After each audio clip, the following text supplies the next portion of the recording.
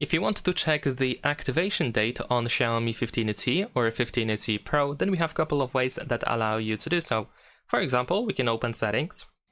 Then in settings, if you scroll down and find battery, then in here we can go to battery protection.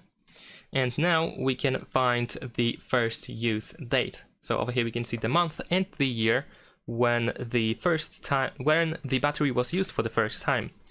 But besides that, what you can also do is you can go to Google in settings. Let me actually try to rotate. Go. And once you open Google, you want to tap on your profile over here and then go to manage your Google account. All right. And after that, in here we should be able to find the security and sign in option. And if you scroll down, you should be able to find your devices. There we go. And in here, we're gonna go to the Android devices. And soon after that, we should see our Xiaomi 15T Pro. So we can tap over here. You might need to verify yourself with biometrics or the screen lock password. And then we have the first sign-in date. In my case, it is November the 8th.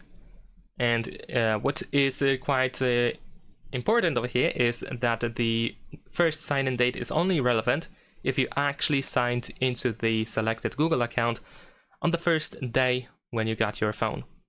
And that is pretty much it. Thanks for watching, leave a like and subscribe.